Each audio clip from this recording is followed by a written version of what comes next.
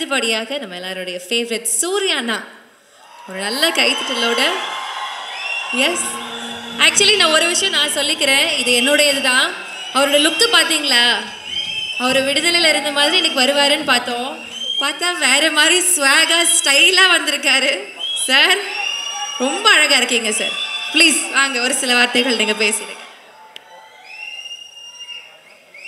ரொம்ப அழகாக இருக்கேங்க. எத்தனை ஆண்கள் சொல்கிறத விட ஒரு பெண் சொல்கிறப்ப அது அவ்வளோ அழகாக இருக்குது. தேங்க்யூங்க, ரொம்ப சந்தோஷம். இங்கே வந்து தம்பிகளாம் மறந்துடுவேன்டா, ஒரே நிமிஷம் இருங்க. அதான் நான் மறந்துடுவேன். நீங்கள் கத்த விசில் அடிக்க இங்கே சேது மாமா என்னை கலாச்சிக்கிட்டே இருக்காப்புல. என்ன மாமா புள்ள ஆள் இறங்கிட்டாங்களான்னு கேட்டாப்புல. நான் சொன்னேன், மாமா எனக்கு வந்தது ஒரு 50-60 டிக்கெட் தான் மாமா, மிச்சம் பூரா எங்கே போயிருக்குன்னு தெரியல மாமா அப்படின்ட்டு. பரவாயில்ல, அந்த 50-60 பவரே பயங்கரமாக இருக்குது. அப்போ அத்தனை பேர் வந்து எப்படின்னு தெரியல. தேங்க்யூ அன்பு தம்பிகளா. இங்கே வந்திருக்கிற விடுதலை குடும்பத்தார்கள் அனைவருக்கும், பத்திரிகை நண்பர்களுக்கும், மீடியா நண்பர்களுக்கும், அன்பு தம்பி தங்கைகளுக்கும், அன்பு ரசிகர்கள் உங்களுக்கும் எங்கள் விடுதலை டீம் சார்பாக ஒரு பெரிய நன்றியை சொல்லிக்கிறேன். இந்த விழா நாயகன் எங்கள் ஐயா, நம்ம ராசா இளையராஜா ஐயா. இந்த விழா மட்டும் கிடையாது, இந்த பாடல் விழா மட்டும் கிடையாது. பாடல் விழாவாக இருக்கட்டும், காது குத்து விழாவாக இருக்கட்டும், கோவில் விழாவாக இருக்கட்டும், திருமண விழாவாக இருக்கட்டும், எந்த விழாவாக இருந்தாலும் கடந்த 49 வருஷம் அவர் தான் ஒரே நாயகன். எல்லாத்துலேயுமே அவர் தான் இருந்திருக்காரு. சினிமாவுக்கு வந்த காலகட்டத்தில் ஏறாத இடம் இருக்காது, பார்க்காத வேலை இருக்காது. அந்த வேலையெல்லாம் பார்த்துட்டு வந்து நைட்டு கை கால் வலியோடு வந்து படுத்து கிடக்கிறப்ப, அசஞ்ச அப்படி படுத்து கிடக்கிறப்ப அப்படியே எதிர்த்த வீட்டில் ஜன்னலில் லேசாக பாட்டு கேட்கும், ஐயாவோட பாட்டு. அப்படியே மெல்ல போய் அந்த வீட்டுக்காரனை கதவை டொக் டொக் 2 தட்டு என்ன பண்ணுவேன், லேசாக அதை ஓப்பன் பண்ணி விட்டுங்கண்ணே, புண்ணியமாக போ, இந்த கதவை கொஞ்சம் திறங்கண்ணேன்டுவேன். அப்படியே காற்று வந்து மேலே அடித்த மாதிரி அவருடைய வரிகள், அந்த பாட்டு வந்து நம்மளை அப்படியே தட்டி எழுப்பும். அந்த பாட்டு சத்தத்தை கேட்டு அப்படியே படுத்துட்டோம்டா, பக்கத்தில் ஒரு தாய் ஸ்தானத்தில் அவரோட பாட்டெல்லாம் வந்து நமக்கு ஆறுதல் கொடுக்கும். டேய் கவலைப்படாத, எல்லாம் சரியாயிடும் சரியா, வாங்கடா வாங்க, நல்லா இருப்பேங்கடா, எல்லாம் சரியா, வலியெல்லாம் போயிடும் அப்படின்னு சொல்கிற மாதிரி இருக்கும். அந்த வலி எல்லாம் அப்படியே பறந்து ரொம்ப தூரமாக போயிடும். அது மறுநாள் காலையில் இருந்துச்சு ஒரு தைரியமாக ஓடுவோம். பெரிய ஒரு நம்பிக்கையை கொடுத்துச்சு. அப்படிப்பட்ட ஒரு மாபெரும் இசை கலைஞன், இசை கடவுள் அப்படின்னு சொல்லலாம். உலகத்தில் இசை மருத்துவர், தலை சிறந்த இசை மருத்துவர்னு சொல்ல இப்படி சொல்லிக்கிட்டே போகலாம். எவ்வளோ வார்த்தைகள் சொன்னாலும் பொருந்தக்கூடிய ஒரே மனிதர் எங்கள் ஐயா அவர்கள் தான். நேற்று ஒரு ஈவினிங் போல் ஒரு ஃபோன் வந்துச்சு எனக்கு. ஒரு IPS அதிகாரி, ரொம்ப உயர் போஸ்டிங்கில் இருக்கக்கூடியவர். பார்த்து ஒரு 3 மிஸ்டு காலையில் கால் பண்ணியிருக்காரு. நான் ஈவினிங் ஒரு 5 மணிக்கு தான் நான் பார்த்தேன். பார்த்தோன்னே பதறிப்பை, என்ன ஆச்சு ஏதாச்சும் எதுவும் பிரச்சனைன்னு சொல்லிட்டு பதறிப்பை, சார் வணக்கங்க சார் நான் கவனிக்கலங்க சார் சொல்லுங்கள் சார்ன்றேன். என்னங்க அந்த மனுஷன் பாட்டு போட்டிருக்காரு, என்னங்க பாட்டு சாண்டு, அந்த தென்னந்தனம் பாட்டு கேட்டீங்க, எத்தனை தடவை நான் கேட்டேன்னே தெரியலைங்க எனக்கு. எங்கள் உண்மைக்கு தொலைக்குதுங்க. அப்படி ஒரு பாட்டு கேட்டுகிட்டே இருக்குங்க. உலகத்தில் எல்லாத்துக்கும் ஒரு ஆப்ஷன் இருக்குங்க அந்தந்த காலகட்டத்தில். ஆனால் ஆப்ஷன் இல்லாத ஒரே ஆப்ஷன் இளையராஜா ஐயா மட்டும்தாங்க. அவருக்கு ரீப்ளேஸ்மெண்ட் யாருமே கிடையாதுங்க, அது அவர் மட்டும்தாங்க அப்படின்னு சொல்லுவாங்க. ரொம்ப சந்தோஷமாக இருக்குங்க ஐயா. வாழ்க்கையில் மிகப்பெரிய பதிவு சமீபத்தில் எனக்கு நடந்துச்சு. ஒரு 10 நாளைக்கு முன்னாடி அந்த பாடல் வெளியீட்டு விழா அன்னைக்கு சாரோட ஆஃபீஸுக்கு போகிறப்ப நான் ஃபஸ்ட்லேயே வந்துட்டேன். அங்கே யார் இருக்கான்னு கேட்டு, யாருமே இளையராஜா ஐயா மட்டும்தான் இருக்காங்க அப்படின்னு. டிரைவர்கிட்ட டக்குன்னு வண்டி ஓரங்கிட்டு அப்படின்ட்டேன். வெயிட் பண்ணு, அதாவது வந்ததுக்கப்புறம் போகலாம் அப்படின்னு. சொக்கலிங்க பொங்காளி வாங்க போ அப்படின்றாரு. சும்மா இருங்க, அவர் மட்டும்தான் இருக்காருண்டு. ஏன்னா அவர்கிட்ட போய் உட்காந்து பேசுறதுக்கு எனக்கெல்லாம் நம்மளை ஒரு ஆளே இல்லை. இருந்தாலும் யாராவது வரட்டும் அப்படின்ட்டு இப்போ பயத்திலே இருந்தேன். சீக்கிரம் வாங்க, சேது வந்துட்டார், பேசிக்கிட்டு இருக்காருன்னு சொன்னாங்க. உடனே விட்றா வண்டியா அப்படின்ட்டேன். வேகமாக வந்து உட்காந்துருந்தேன். ஐயா கிட்ட ஆசீர்வாதம் பக்கத்தில் உட்காந்துருந்தேன். அடுத்து வெற்றிமாறன் வந்தார். அதாவது அவர் பக்கத்தில் உட்காந்துருக்கிறப்போ அவர் நிறையா விஷயங்கள் ஷேர் பண்ணியிருக்கலாம், எவ்வளோ விஷயங்கள். ஆனால் அவர் ஆரம்ப காலகட்டத்தில் சினிமாவுக்கு எப்படி அந்த இந்த மியூசிக்குள்ளே வந்தார், அவங்க குருநாதர் யார், அவங்க அண்ணன் யார், அவங்க அம்மாவை பற்றி நான் எப்படி கற்றுக்கிட்டு எனக்கு எங்கே தூண்டுச்சு, முதல் டியூன் நான் எப்படி பண்ணேன், எது மூலமாக எனக்கு வாழ்த்து கிடச்சிச்சு, அதுக்கப்புறம் யோசிச்சு பார்த்து இது நமக்கு வந்த கைதட்டு இல்லையா, அப்போ நமக்குன்னு ஒரு கைதட்டு வரும்னு சொல்லிட்டு நான் ஆரம்பித்தேன் ஒவ்வொன்றும் அப்படின்னு சொன்னார். அதையெல்லாம் கேட்குறப்ப பக்கத்தில் இருந்துட்டு இப்படி ஒரு பேசப்போ வாழ்க்கையில் செயற்படுறப்ப அந்த பதிவுக்குள்ளே நம்ம இருக்கோம் இல்லையா, அந்த பக்கத்தில் ஓரமாக கைகட்டி உட்காந்துருந்தேன் இல்லையா, இது என் வாழ்நாள் மிகப்பெரிய பொக்கிஷம் இல்லையா. இது எனக்கு இது நான் மட்டும் இது என்னோடய சந்ததிகள் எல்லாமே இதை பாதுகாக்க வேண்டிய ஒரு பதிவு. இது ரொம்ப ரொம்ப நன்றிங்க.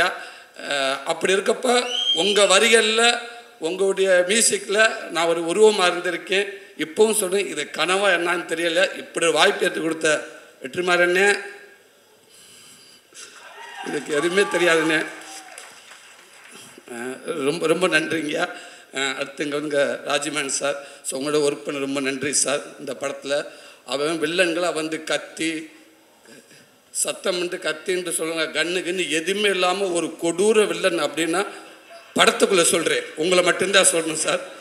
அப்படி ஒரு பதிவாக இருக்குது அண்ணனோட இது. நீங்கள் பார்ப்பீங்க, அந்த விடுதலை 1 பார்த்தீங்க இல்லையா, இப்போ விடுதலை 2ல் பார்ப்பீங்க. அவரோட அற்புதமான ஒரு ஆக்டிங்க. வாழ்த்துக்கள் உங்களோட ஒர்க் பண்ணல ஜாய்க்கண்ணே, வழக்கம்போண்ணே.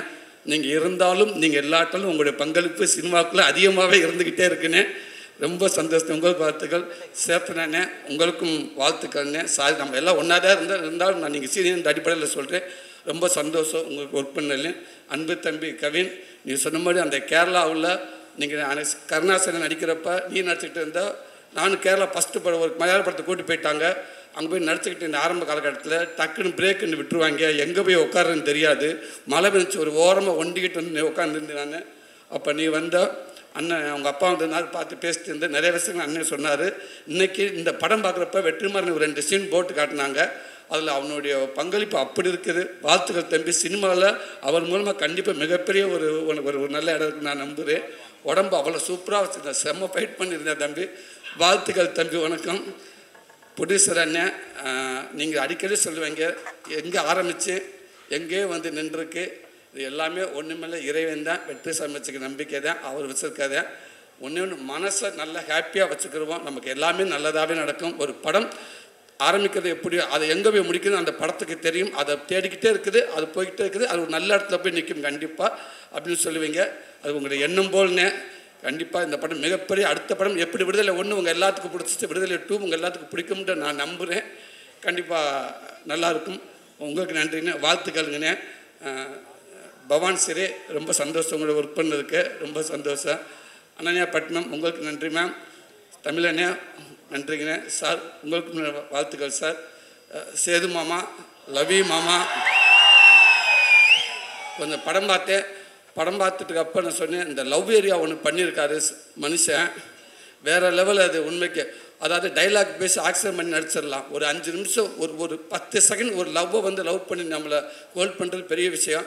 ஆனால் ஒரு சீன் ஃபுல்லாக மஞ்சு மேம் மாமாவை சேர்ந்து டைலாக்கே பேசாமல் அந்த ஒரு சீன் ஃபுல்லாக ஒரு லவ்வை எப்படி சொல்கிறது, உன்னை எனக்கு பிடிச்சிருக்கா அப்படின்னு கேட்குறக்கு அவர் ஆக்ட் பண்ணியிருப்பாப்புல.